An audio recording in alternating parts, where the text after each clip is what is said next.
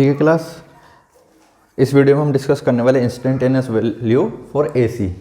ठीक है, अब मेरे पास एक सिग्नल है एसी का, बहुत ही सिंपल सा सिग्नल, वही साइनसोइडल वेव जिसकी 0 पाई 2 पाई 90 डिग्री 3 पाई बाई 2 270 डिग्री। इसकी मैक्सिमम वैल्यू जो है ये जा रही है 10 वोल्ट तक। ठीक है, मिनिमम वैल्यू -10 वोल्ट तक जा रही है, ये मेरा सिग्नल है। अगर मैं इसको मैथमेटिकल एक्सप्रेशन में लिखूं तो मेरे वीटी लिखा जाएगा कितना, मैक्सिमम वैल्यू 10 साइन, और ये आ गया मेरा ओमेगा टी। ठीक है, ये इसकी मेरी मैथमेटिकल एक्सप्रेशन आ गई। अब आपसे पूछा जाए कि इसका टाइम पीरियड कितना होगा। टाइम पीरियड मैं एक बार इसको बता दूं कि इसमें मुझे फ्रीक्वेंसी गिवन है 50 हर्ट्ज़, या मैथमेटिकल, अभी हमारे पास कैलकुलेटर है नहीं तो हम क्या करते हैं, इसको आसान रखते हैं, 10 हर्ट्ज़ रख देते हैं। चलो 50 हर्ट्ज़ रखते हैं, हमारे घर में जितनी सप्लाई आती है उतनी लेके चलते हैं। मैंने कहा कि मेरे पास जो फ्रीक्वेंसी है इसकी 50 हर्ट्ज़ है, 50 हर्ट्ज़ है तो इसको भी यहाँ पे पुट ही कर लेते हैं। 10 साइन ओमेगा की वैल्यू क्या होती है 2 पाई इंटू एफ, तो 2 pi into 50 into T. 10 sine pi की वैल्यू कितने रखोगे 3.14, उसमें 2 इंटू 50 100 से मल्टीप्लाई करोगे आएगा 314 टी वी टी। ठीक है, ये हमारे पास इसकी सिग्नल की वैल्यू आई, इस वाले सिग्नल की जिसकी फ्रीक्वेंसी है कितनी 50 हर्ट्ज़। अब आपसे पूछा जाए कि इसका जो टाइम पीरियड है कितना टाइम पीरियड है 1/50 यानी 0.02 सेकेंड, इतना ही आएगा ना 1/50, और कितना करेंगे 2 से मल्टीप्लाई कर देंगे ना, 2 इंटू 100, हाँ सही है 0.02 सेकेंड आएगा। ठीक है, अब आपसे कहा जाए कि मुझे बताओ कि t बराबर 0 पॉइंट इसका चौथाई हिस्सा कितना होगा, 0.0 चौथाई 0.20 का चौथाई 5 होता है, 0.05 सेकेंड। ठीक है, इतने सेकंड पे, या फिर इसको बोल सकता हूँ मैं 5 मिली सेकेंड ना, हाँ 5 मिली सेकेंड पे मुझे बताइए कि इसकी जो है सिग्नल की क्या वैल्यू होगी। ठीक है, ऐसे क्वेश्चन अगर आ जाए इसको मैं बोलूँगा कि इसकी इंस्टेंटेनियस वैल्यू पूछी गई है कि किसी भी पर्टिकुलर टाइम पे उसकी क्या वैल्यू है। मुझसे कहा गया कि इसकी 5 सेकंड पे बता दो, 5 मिली सेकंड पे इसकी क्या वैल्यू होगी। 5 मिली सेकंड के निकालने के लिए आपको सिंपली क्या करना है कि जहाँ पे टाइम दिया हुआ है वहाँ पर आपको उसकी वैल्यू पुट कर देनी है। लेकिन इस बात का ध्यान रखना है कि जो आंसर आएगा सोल्व करने के बाद वो आपका रेडियन में आएगा। रेडियन में आएगा तो पहले आपको उसको डिग्री में सोल्व करना पड़ेगा, अगर आपको उसके रेडियन में वैल्यू नहीं पता है तो। कैसे, देखो Vt इक्वल्स टू 10 साइन, इसको अभी यहीं तक लेके चलते हैं 2 पाई इंटू 50, और टाइम दिया हुआ है हमारे पास 10 मिली सेकेंड। 10 मिली सेकेंड मतलब सॉरी 5 मिली सेकेंड, 0.005, ये आ गया 1000। इसको इससे डिवाइड करोगे कितना आएगा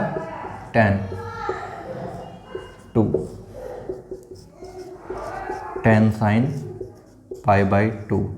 साइन पाई बाई 2 कितना होता है 1, साइन पाई बाई 2 का मतलब 90 डिग्री होता है ना, साइन पाई बाई 2 की वैल्यू 1, तो इसकी वैल्यू आ गई 10 वोल्ट। ठीक है, इस तरीके के क्वेश्चन बहुत बार पूछे जाते हैं कि मुझे बस सीधा सीधा यही बता दीजिए कि मेरे जो है इसकी इस पर्टिकुलर टाइम पे क्या वैल्यू है। ऐसे इस तरीके से पूछा जाएगा इंस्टेंटेनियस वैल्यू। इंस्टेंटेनियस वैल्यू लेके -10 से +10 तक, यानी कि पीक टू पीक के बीच में कुछ भी हो सकती है। अभी यहाँ पे 0.05 सेकंड पूछा गया है। अभी मैं आपसे कहूँ कि बताओ मुझे 2.5 मिली सेकेंड पर इसकी वैल्यू कितनी होगी, ये चीज़ आप मुझे कैलकुलेट करके कमेंट करके बताइए कि 2.5 t equals to 2.5 millisecond पे इसकी वैल्यू कितनी होने वाली है, इंस्टेंटेनियस वैल्यू। ठीक है, हो सकता है आपको ये समझ में ना आया हो, अगर नहीं समझ में आया तो आप मुझसे बता दें कि कमेंट करके कि नहीं आया। लेकिन अगर क्वेश्चन नहीं आ रहा है, करना ही नहीं आ रहा है, तो वही गड़बड़ वाली बात है। इसका मतलब ये है कि आप कुछ सीख नहीं रहे हैं, या फिर मैं ठीक से सिखा नहीं पा रहा, जो कुछ भी कारण हो सकता है। हालांकि मैं तो अपनी तरफ से कोशिश तो अच्छी ही कर रहा हूँ, कुछ हो जाए बेटर, ठीक है, नहीं हो पा रहा तो क्या ही कर सकते हैं। ठीक है, time equals to 2.5 millisecond आपको कैलकुलेट करके बतानी है कि इसका क्या इंस्टेंटेनियस वैल्यू आएगी। इसके अलावा जो बात करते हैं इंस्टेंटेनियस वोल्टेज, अगर हमारे पास है VT VM sine omega T, instantaneous current होगी आपकी IT कितना IM sine omega T. Power निकालते हैं, इंस्टेंटेनियस पावर, इंस्टेंटेनियस पावर। ये इंस्टेंटेनियस पावर निकालने से पहले हम एवरेज पावर निकालते हैं। ठीक है, एक जो चीज़ है मैं आपको बताना चाहता हूँ वो ये है कि वोल्टेज जो एवरेज पावर है हमारी P एवरेज, वो प्रोडक्ट होती है VRMS इंटू IRMS का। अब आप कहोगे VRMS IRMS तो PRMS होना चाहिए, V एवरेज क्यों हो रहा है? ठीक है, इसको एक बार सोल्व करके देखते हैं कि क्या हमारी ऐसे ही आ रही है। अगर ऐसे आ रही है तो बहुत बढ़िया बात है, मतलब एक चीज़ तो हमारे, एक डाउट तो हमारे पास क्लियर हो जाएगा। ठीक है, सोल्व करते हैं। यहाँ पे एक क्वेश्चन और मैं तब तक आपको बता देता हूँ। ठीक है, वी एवरेज निकालने के लिए पहले हम इसकी इंस्टेंटेनियस वैल्यू तो निकाल लें पावर की। तो हमने जो है PT निकाला, इंस्टेंटेनियस पावर होगी मेरी कितना, VT into IT, instantaneous voltage into instantaneous current. VT है मेरे पास कितना, VM sine omega T. IT है मेरे पास कितना, IM साइन ओमेगा टी। ठीक है, ये दोनों आ गए एक तरफ, VM IM sine omega T into sine omega T, sine square omega T. और फिर से वही बात जो मैंने अभी पिछली बार फॉर्मूला कराया था पिछली वीडियो में, क्या था, 1 minus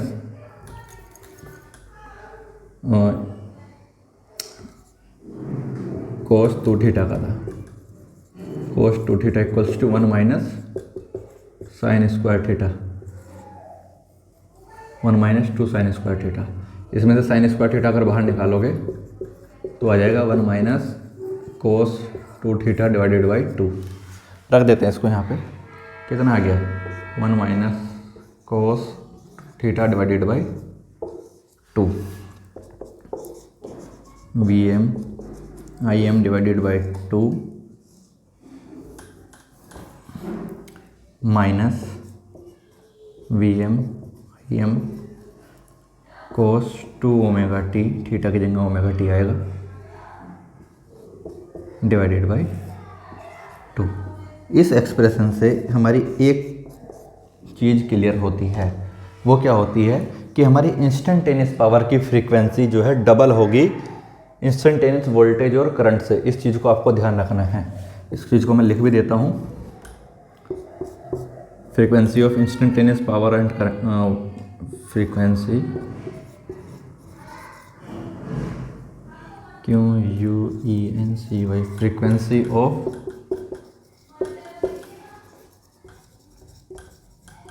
instantaneous power will be double of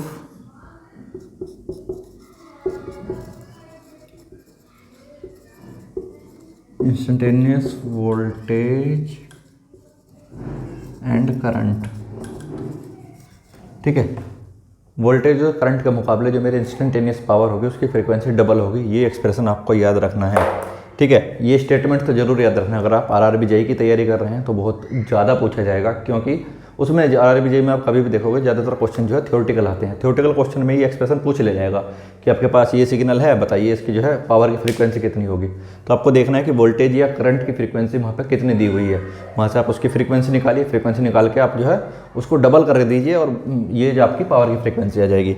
अब बात करते हैं, हमारे पास पावर का एक्सप्रेशन आ गया यहाँ पे, इसको मैं यहाँ से रफ कर देता हूँ। ये एक्सप्रेशन नोट करके रखिएगा भाई, और इस चीज़ को याद रखना कि पावर की फ्रीक्वेंसी इंस्टेंटेनियस वोल्टेज और करंट से ज़्यादा डबल होती है।